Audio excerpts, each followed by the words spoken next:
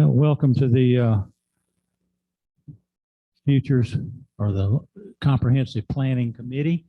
We've got a few members here. Don't have a complete, and is anybody joined by Zoom or anything? Haven't seen any. I'm gonna turn it over to you, Dale. That's okay, Drew. Okay. Good morning, everyone. Thank you, Mayor Jim. Again, for those that, thank you for steering committee members, town staff, and those that might be joining us either now or here in the next few minutes, online. My name is Drew Draper with MS Consultants, project manager, and really, appreciate everyone's time this morning. Kind of a point of note that today's steering committee meeting is really it's a debrief. It's not considered one of our really more formal steering committee meetings that we had originally scoped and coordinated with the town. But in talking with the town more, we really thought this was a really good opportunity since we were here. We had to reschedule our community meetings to this past week. We just really thought this was a really good opportunity as a debrief. Let's get together, kind of talk about like how those meetings went, what we'd seen, share some information, with you as we begin to kind of pivot, so to speak, into the kind of the next stage of the plan development process. So got your agenda, in front of you. It's pretty straightforward. We'll review the workshop, 2 community meetings that we held, and then we'll kind of segue into really our kind of mini meetings that the steering committee members, are leading with that. But overall, we've really had a great turnout for our community meetings. We had a very lively discussion. The room was packed, and we've really got some very, very good ideas, we feel, that were shared with us. And, overall, the community seems very, very excited about this, very well engaged, and are just, really looking forward to, continuing that collaboration, with us as we move forward. So with that, got Katie here. She'll, share a little bit more, with you all about the events on Tuesday, and then kind of, where we're gonna take it from here. Thank you.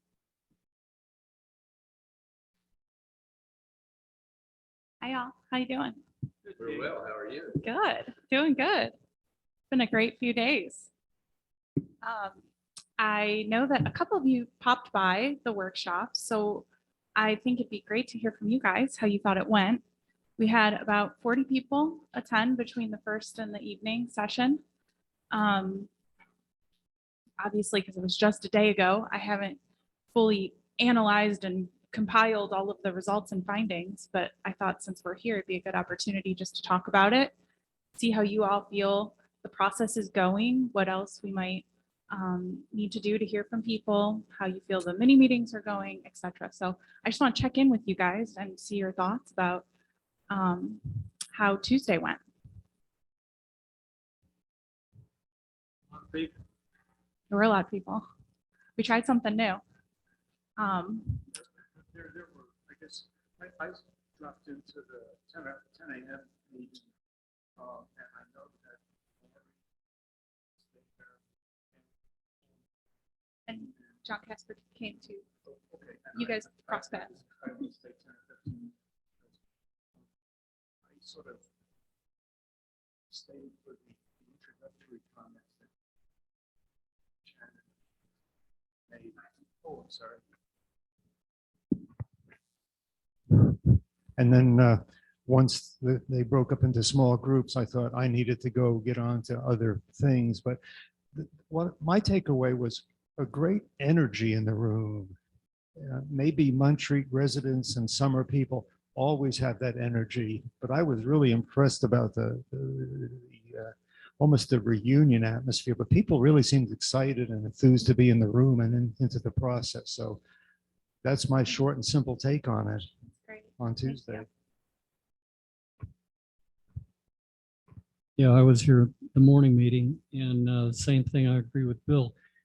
I like the idea that there were a lot of people talking to each other. And I think that's one of the things that makes a community, that we're able to talk about the problems and what we want to do, where we want to see things go. So from that standpoint, I thought it was great just to see everybody, people coming in. I don't know how the evening session went.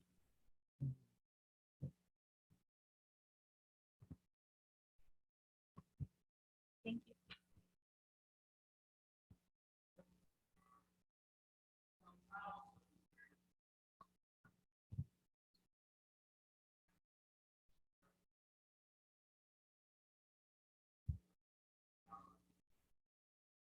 No?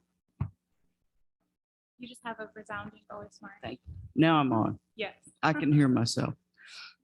Anyway, I was very happy about the number of participants that there were, which shows how much enthusiasm there is about this process and what's going on in Montreat. If I were going to make one suggestion, though, I would have another session with the community where they have a chance to say what they want to say rather than anything structured. You know what I'm saying? Yeah. But we got some great ideas. My table came up with some interesting stuff, and it was an interesting process for sure. I purposely did not come simply because not only chairing this committee, I'm the mayor. And sometimes if I'm present in a room, people don't open up as well as they would if I weren't here. So I purposely did not stay. And that was the reason I did not. I don't want to deter anything that anybody wants to say. People may not say something because they think, well, I don't want to say that in front of the mayor. I don't want to criticize the town, or I don't want to say that we ought to do this and be in opposition to it. That's why I don't come to those meetings. And I'll follow up on Tim's point, because he had sent out a note encouraging our committee to sort of back off and not influence discussion. So for my part, I sat in the corner and nobody knew who I was.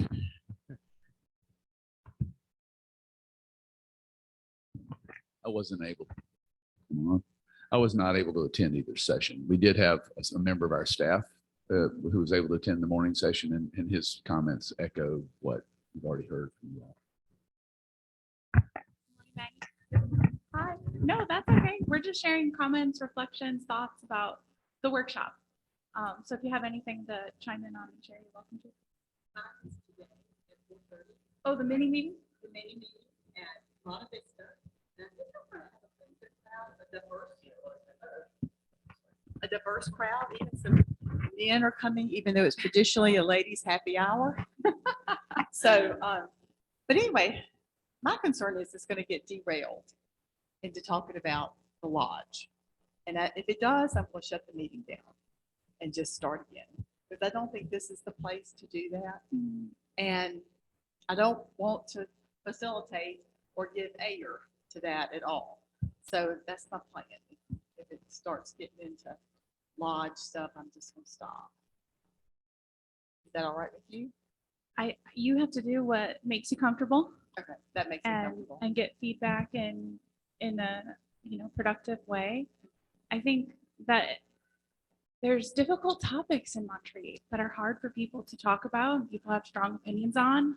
And that's my takeaway for what it's worth from Tuesday is we were able to debate some controversial and difficult topics in a healthy way. I think there was good levels of pushback and dissension and conversation. And to me, it felt very productive. We have to be able to talk about those hard things at some point in this process. And that's where we're going to be turning to. So the mini meetings are a step in the water of getting into the topic of land use and zoning. And so people have strong opinions about particular parcels or areas of town or things they'd really like to see or things they'd really not like to see. And it's our job, all of you as steering committee members, to facilitate and to listen and to take feedback. Just because someone's sharing an opinion you don't agree with or doesn't make you feel super successful in facilitating it's okay to just record it and try and move the conversation on. That's really what Mayor Tim's email, that's what I got from your email. If you want to share a little bit more about that, you're welcome to. The process to be pure, in my opinion, you've got to act like our people have got to act as facilitators. You've got to stimulate the conversation. You don't need to pick the topics, whether it be the lodge or stormwater or whatever it might be. Ask open-ended questions about, well, what do you think, Sam, about what Susie just said? Or would you like to expand on that, Drew? You know, you've got to facilitate the meetings and keep conversation going, even if it gets to some difficult topics, and they need to be talked about. You got, the elephant's always in the room, and you got to talk about the elephant every now and then, for everybody to know what's going on. What's the underlying sense in this meeting? There seems to be some reluctance for people to talk. And in these mini meetings, it should be an atmosphere where people feel comfortable. If you're doing it over happy hour, you're going to have people feeling comfortable to talk. A couple of glasses of wine and you're going to get more information than you want sometimes.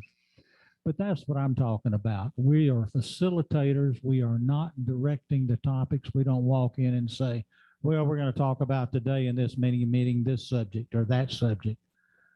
For it to be, everybody who is in the room in a mini meeting has got something on their mind or some idea or some thought about what they think about any topic. And there are their hot buttons and there are the buttons that they don't really want to talk about. So I'm just saying facilitate is all I'm saying. I think it's totally okay to say, I don't have an answer to that question. I don't totally know the correct response, but I'm hearing you. I understand how you're feeling. I'm listening. And that can be enough for right now. I'd encourage everyone to keep in mind this is a process. And we're just entering the phase now where we can start putting pen to paper and start thinking about what the goals might be that we want to organize around for the plan and that kind of thing. So there's no decisions made yet, and the mini meetings aren't sharing decisions that have been made because there haven't been. We're really listening. So that's kind of the spirit in which we put together the guide for you to walk through the mini meeting. So, you know, I'm a little bit corny, but I did write out little scripts for you guys to read to your audience. If that helps you, you're welcome to follow along with that. We did get some questions and comments about the mini meetings, and we encouraged, because you guys are serving on this committee on behalf of the public, so we encourage people to contact you if they want to attend one. So you might be hearing from some people in the community who want to participate or at least have a sense of where the process is going. So I just want you all to know that that's. We've already been contacted by Ms. Neely, lives up, Shenandoah, up that way. And she wants a neighborhood meeting. So between Richard and I've got some dates that I'm going to share with Richard to see if we can go up as a team and facilitate that meeting for them in that neighborhood, since nobody from the committee lives up that way. So if there are other people who want us to facilitate, Richard and I'll be happy to team up and do what we can to have neighborhood meetings and so forth, to be able to cover as many people as possible.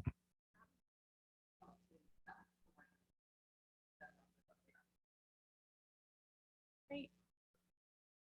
So as you walk through your mini meeting guide and you facilitate the discussion, you don't have to take copious notes in the moment, but at some point while it's fresh in your mind, write down the conversation so that Drew, Shannon, and I can use it to inform the plan, right?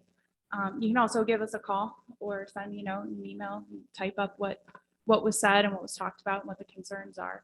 That's how these mini meetings are going to be the most effective. So just don't forget to be a note taker.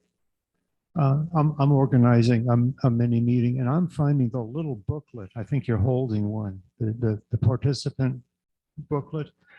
If you haven't looked at it, there's a page in there on the peaks and valleys, and that's a nice way to structure it. And my aim is to have people each have a little workbook right in there. I'll collect them at the end, but then we'll just go around the table, so-and-so, and just volunteer your peaks, volunteer your valleys, and I think that'll be a useful way to collect. So I'm just wanted to put in a word Yeah. for how helpful that's been, at least to me. Good. Yeah, it remains to be seen. I mean, this is a new, everything's, flexible, and this is our first time doing this. So we put this together for you guys. So if something's not working, let us know and share it with the group, and we can tweak it and adjust it and keep working through it. So thanks for that feedback, Nanda. Okay. Let's see.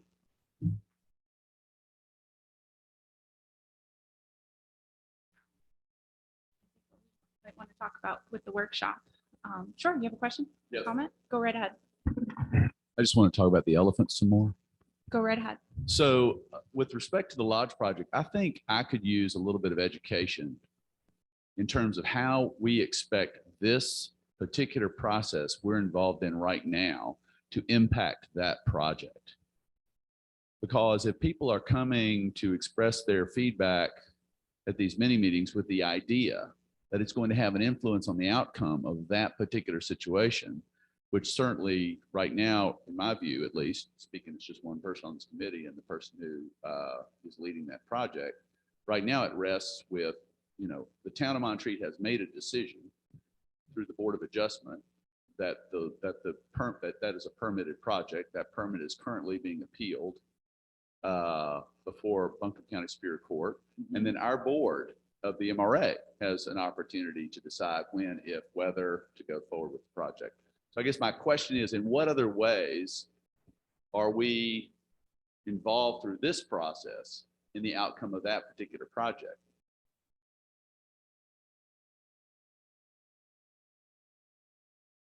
I don't think you are.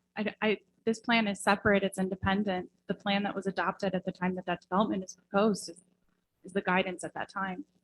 So we're focusing on Montreat tomorrow, thinking about moving forward, the guidance for the next 10, 15, 20 years of land use. To the extent that that discussion represents what people are concerned about or want to see more of or less of in the town, I think that type of information is useful, and that's something we're gonna have to make choices about as a committee when we talk about how to adjust zoning in the future, or what you want to see in future land use and future development in town. But in terms of legal impacts to the current proceedings, that's not a relevant topic, I think.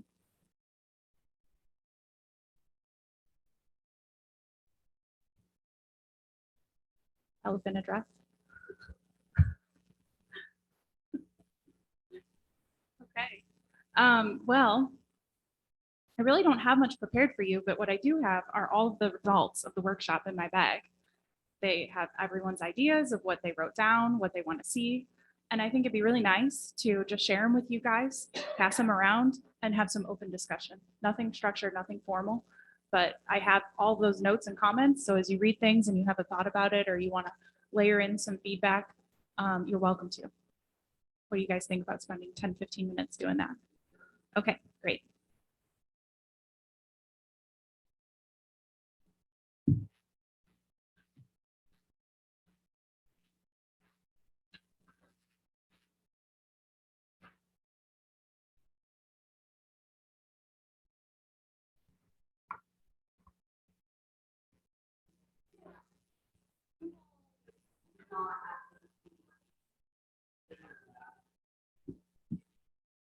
Okay, you two weren't there? All right.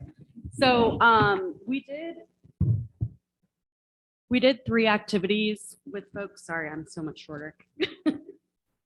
And one of the activities that Katie's passing out right now, the results she's passing out right now, we did a growth guide where we had a bunch of different pots of ideas that came from all of, from the survey results, from your workbooks, from our planner heads of talking to you all and kind of understanding maybe different ideas that Montreat might be interested in.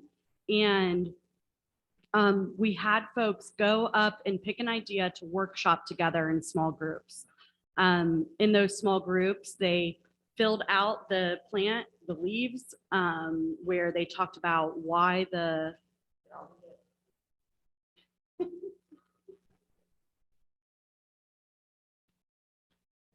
how the idea would help Montreat, more about the idea, who would do it, when it should happen, where within the community it should happen, and what's needed to make that idea happen.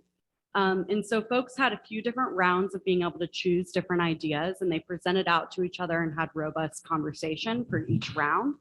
And then at the end, people had, because we're growing plants, people had water and they had bugs that eat plants. So they each got 2 droplets of water to really say, I like this idea, I really want it to grow. And they each got 2 bugs that they could fill out and say, this is a bad idea and this is why.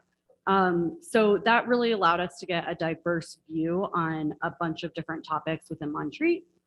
Do you want to maybe like talk about ones that came out top of mind? You want me to do it? Okay. So a few things one thing that came out definitely, which was great, is that people really do want to do stormwater management, help the environment, understood that controlling invasive species on properties was important. There was a lot of consensus kind of around that topic. One thing that came up that, you know, the committee could maybe discuss, and I don't know who has it in front of them, there was a lot of discussion about parking for trails and things like that, and about how those trails might be, or how, you know, because of where those trails are located, you know, different driveways being blocked, who's coming up and using those trails. Some people suggested things like, could there be permits for people in Montreat and then other people pay for parking? Could there be a place, you know, all different things came up, right? Because we were just there to brainstorm solutions, and you'll see all those kind of written down on this growth guide. So that definitely came, you know, I think is a topic that maybe the committee might want to discuss further, and maybe any of the steering committee members that were kind of there when that came up might want to add to that.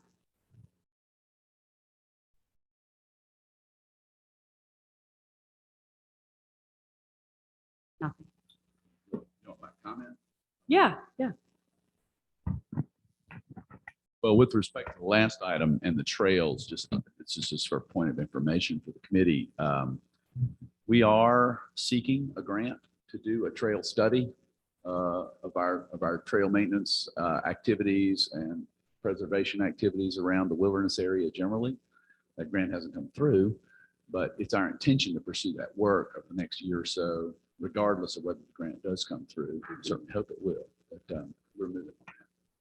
Yeah, that's great.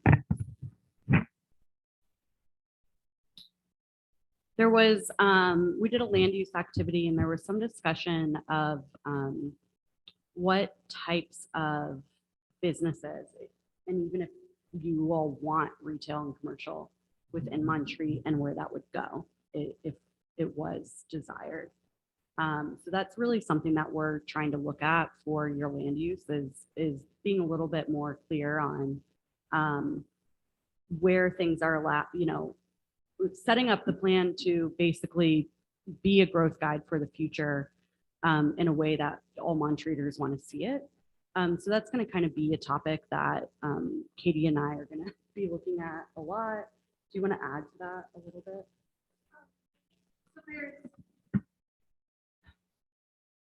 There's a sentiment of, you know, we want to keep Montreat full of the historic character and beauty and serenity and charm that it has. We don't want that to be disrupted.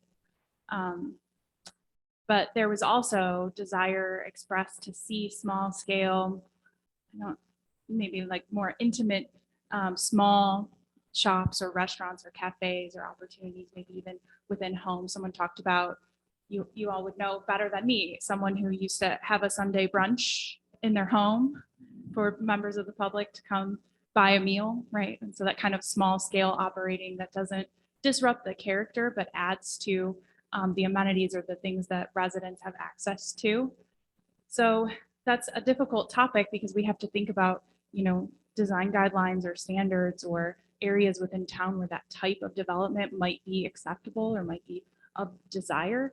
And that's really, the next phase of our work together. But if you all have thoughts on that now, we're welcome to hear it. I think that was a contentious issue, something that there was both a lot of agreement on, but a lot of discussion.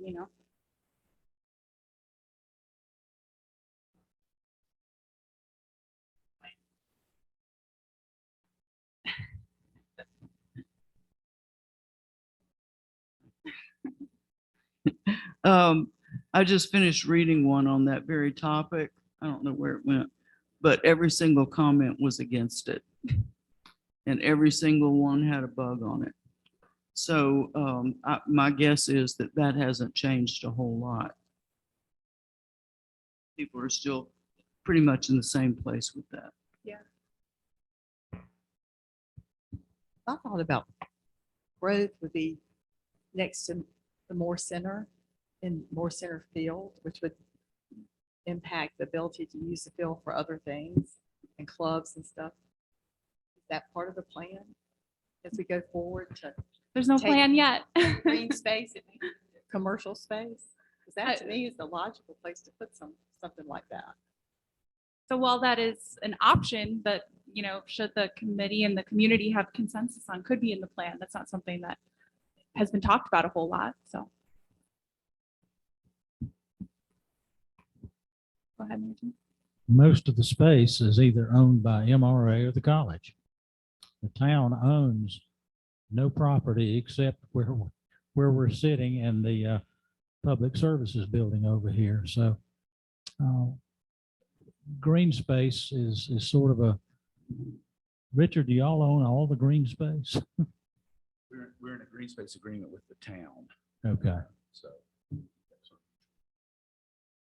but yep, it's a difficult task to take on, really.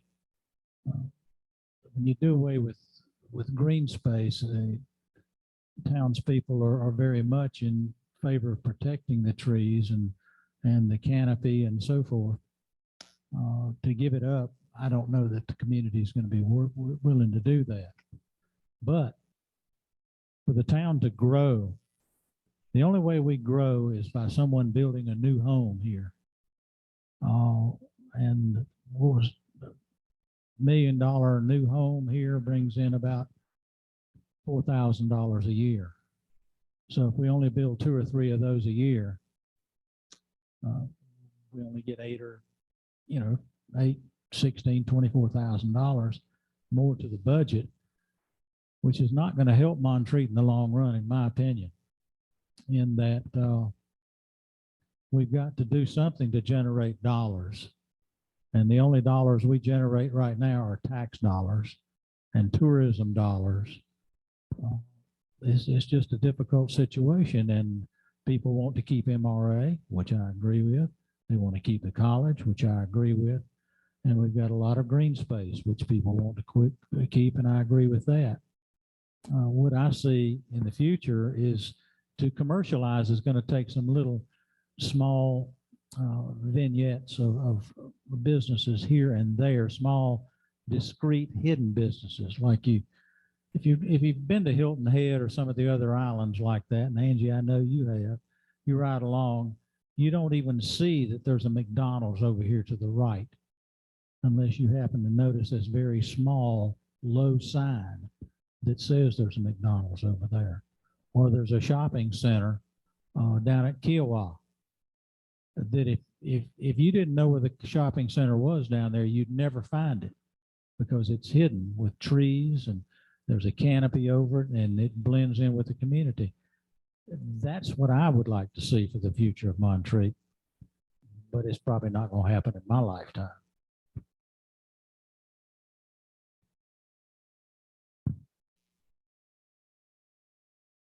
I completely agree, Tim, with what you're saying. If you look at the current comprehensive plan, the one that's dated 2008, there's quite a chunk of information there on different revenue sources. And that's not my expertise, but there are so many that sort of make common sense. do we, as part of the planning process, have the opportunity to almost, I hate to say, have a subcommittee that would drill down on revenue possibilities? Does that fit within your, how do other communities handle this, whether it's Lake Junaluska, for example, or some of the other communities similar to ours? Well, I would like to see a committee, and whether this committee does it or not, I can certainly appoint one in the future of business heads in the community who are interested in trying to find those other revenue sources. A lot of those revenue sources are probably grants, and grants, you can't live by a grant. It's a one-time or two-time or three-time thing, and then it goes away, and you've got to replace that revenue if you keep that that activity going. So yeah, I'll be happy to come up with a financial brainstorming team that might be able to do that. It doesn't have to come from this committee. I can take care of that. Okay, and if some of you haven't read the instruction, the facilitator's guide that the team has provided, they've got some factoids in there. And I was astounded when it talked about the median income of Montreat residents being $190,000. I just can't believe that. But if that's the case, we must have some really high rollers in Montreat who would be experts in financial development and developing revenue streams. So I again, that number of median income is astounding to me. In terms of how this topic relates to the plan, a comprehensive plan is most effective when it empowers your elected leaders to pursue the topics that are of priority to people. And so the issue of capital improvement planning and budgeting is really best outside of that plan, so that that plan can dictate for a long term. So I think having it done at the town level through your council, your manager, your mayor, is a more effective path. Because then it can adapt, it can change every, opposed to being adopted policy. Okay, you have other ideas and bugs and water drops in front of you. What do you all think about some of the other topics that people brought up?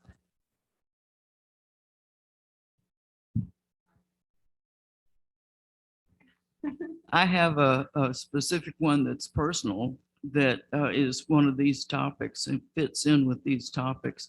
I live on Alabama Terrace, which is the unofficial second thoroughfare in Montreat. And I would love to see the speed limits reduced, and I would love to see speed bumps. And I know that that may not be popular. I don't like them either, but I also know that you can have some that can be removed. One of the main offenders that I have had to deal with when I work as a volunteer down at the gate at the visitor center is the speed with which people go through the gate. And I've talked to the police chief about it, and I've mentioned it before. And I particularly would like to see speed bumps there because somebody is going to get hurt. A lot of people stand in front of the Montreat gate for photographs. And a lot of people come barreling through there as if they want to see how fast they can go just for fun. And it certainly is not 30 miles an hour. So that just happens to be the two that affect me personally, that I have observed personally. And that's all I have to say about that. Thank you.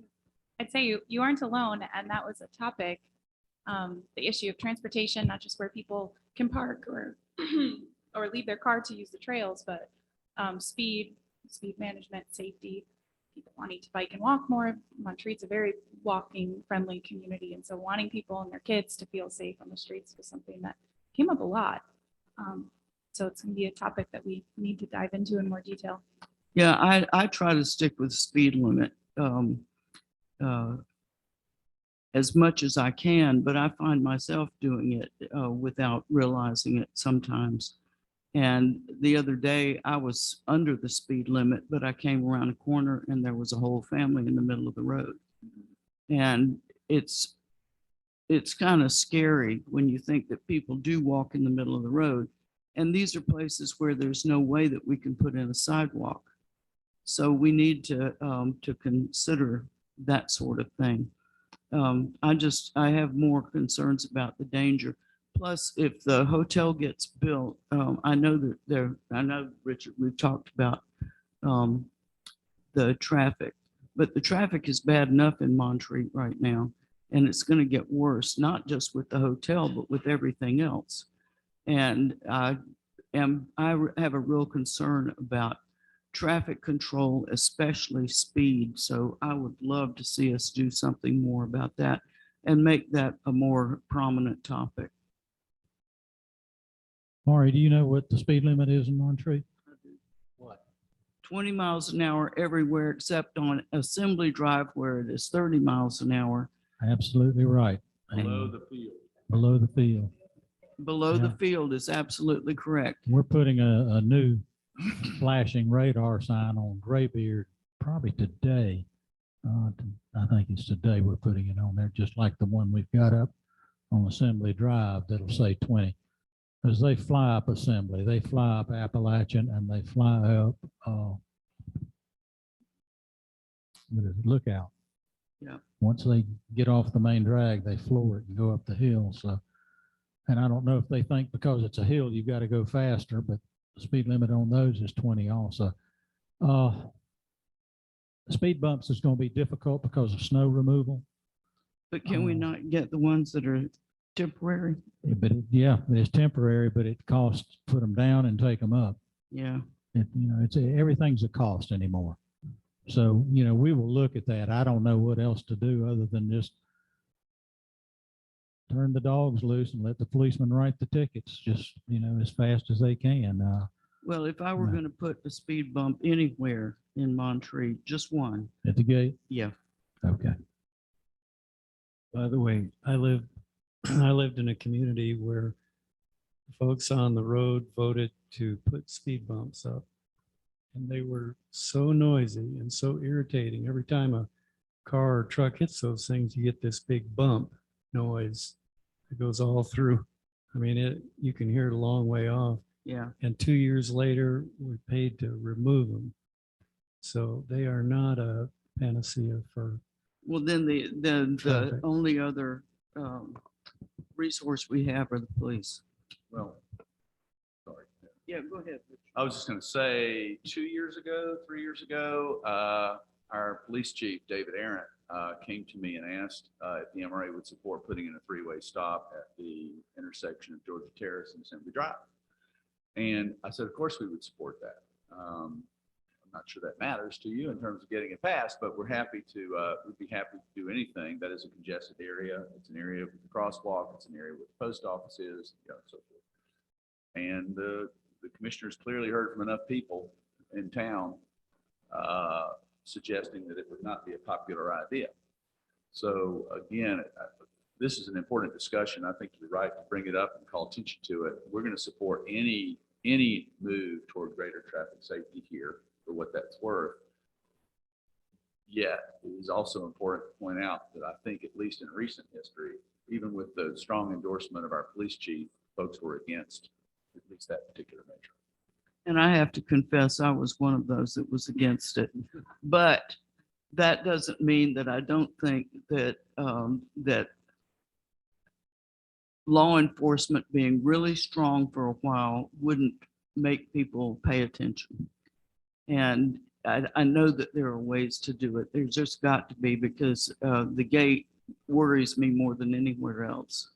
And I really fear somebody's going to get hurt down there. Again, I agree.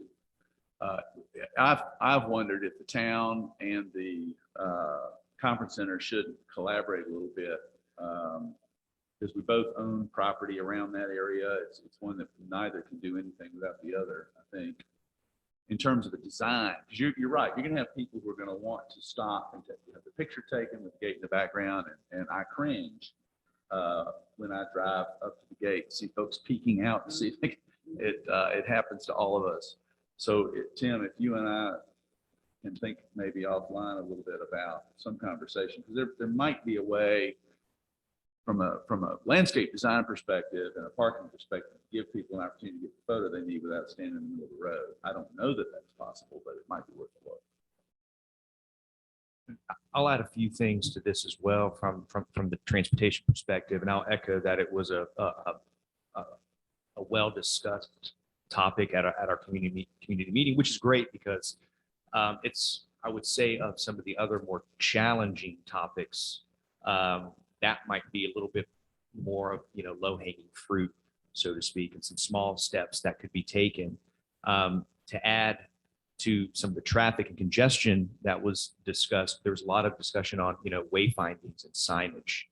And what you'll find in a lot of, particularly, this is probably more so in downtown areas, but a lot of congestion, upwards of a high percentage, is actually just people looking for parking spots, for example, and they're just circulating around, or they're not there. They don't know exactly where they want to go. And so you'll see, they've done a lot of studies on this. You'll see vehicles just kind of circulating, and it's adding to the traffic, but it's still the same person. If they knew where they needed to go at any point in time, you could start to kind of cut down and help, alleviate some traffic congestion. Can't say for certain that that's happened. We haven't examined that, and we won't be, as part of this study, examining, traffic patterns in much detail. But that certainly could be, a factor. And there was discussion over some, nice designed, well, kind of context sensitive, wayfindings that could be expanded. On the speed bump idea regarding snow, impacts to snow, there are some other designs like speed tables. I can't say for certain that they're all designed to be able to, accommodate snow, but what a speed table is, instead of it being, it's basically wider. And you'll see it in sometimes in shopping centers and things like that.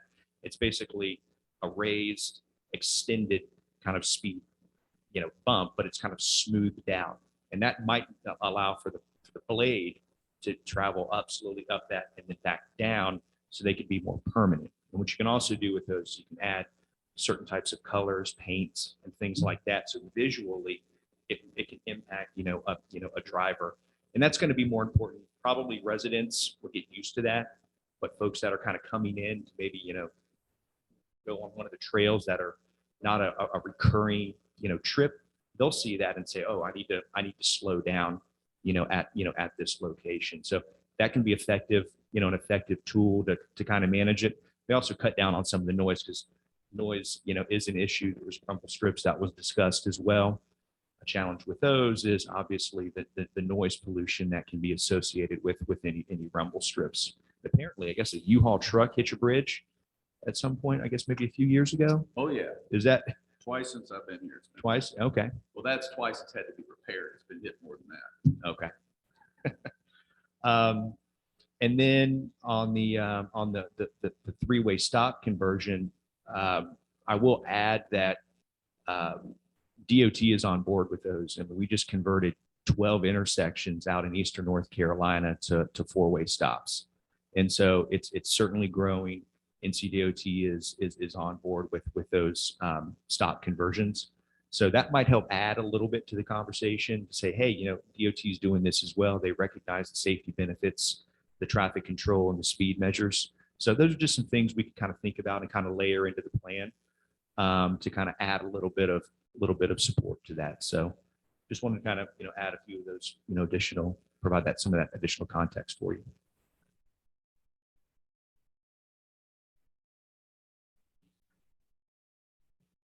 Spend a couple more minutes if anyone has other comments or thoughts, generally looking over your papers, what people have said, what you've maybe heard. And then we'll wrap up with the understanding that this is the beginning of a longer conversation about these findings and results. Go right ahead. I have a question about solar panels. I wasn't able to attend these meetings. Can you all provide a little bit more, those who were there, a little more clarity on that discussion, if you were part of that, and what people thought of that? Again, that's one of those sort of swap and trade kind of issues. So, yeah, I can tell you what I'm remembering. How about that? But it's probably the similar information. That's what is written down. I just haven't studied it. But the idea was in either the last plan or the survey as something someone wanted to see on either private property or on town buildings or throughout town. And so when that idea was chosen and workshopped in the table with a couple of residents, their conversation was about not wanting to see large swaths of land devoted to something like solar generation, being cautious about how and where we place this technology because it's actively changing and getting cheaper, hopefully, over time as it evolves. So when is the right time to jump on and invest in solar panels and that kind of trade-off discussion. So it was interesting. It was a conversation about, just when to deploy it and how the town and various community organizations and groups could help support the deployment of solar panels. Did anybody express any concerns, reservations about the aesthetics of the look of them? Do you remember that conversation? Oh no. Yeah, so folks that kind of went with the technology changing, they basically just wanted them to be unobtrusive, right? So for example, I know the Historic Commission that I serve on in my community allows solar panels on portions of homes that aren't, so they're not visible when you're standing on the sidewalk. And otherwise, go forth and solar panel your roof. So I think that is kind of how people were wanting to see solar panels deployed, is unobtrusive on roofs, definitely not in fields or anything like that, but allowing those in different communities and seeing how that could be used to. I think it was a conversation also about, how can the town be resilient to climate change and things like that.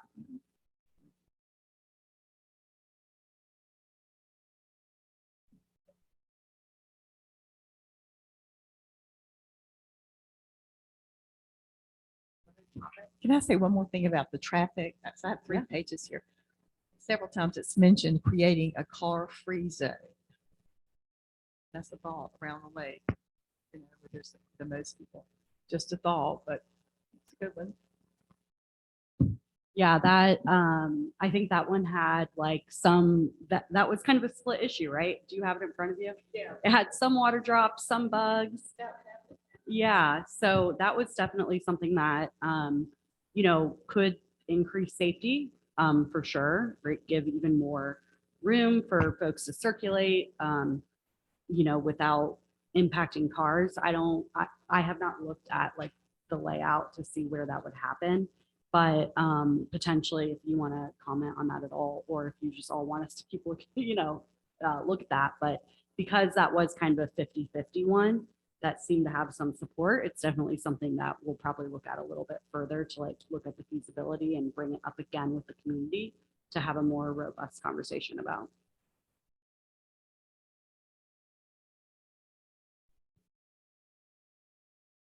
It just seems practically difficult in a size town that we have, with the need for ingress and egress, the number of people who don't walk easily. That would seem a tough one.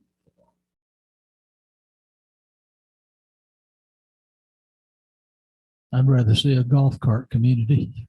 But you can't do that in the state of North Carolina. Anything, golf carts have to be roadworthy, have to be license tagged. And whether you go gas or electric with those, I don't know. But it's one solution. We could look into like that could be a business in Montreat, right? Renting out golf carts that are already licensed to. I will tell you, we drove a large golf cart in the parade recently last year.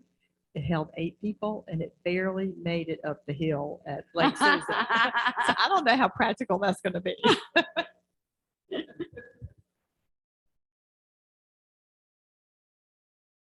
Okay. Well, again, this was just kind of an opportunity for us to debrief and discuss and get some ideas going and conversation. There's much more to be had. We are shifting into the phase of more strategic analysis. Will be, I think if I had to guess, we're gearing up towards another steering committee workbook for you all that asks you to react to some more concrete priorities or goals or suggestions, and then that will give us more, fuel for further discussion.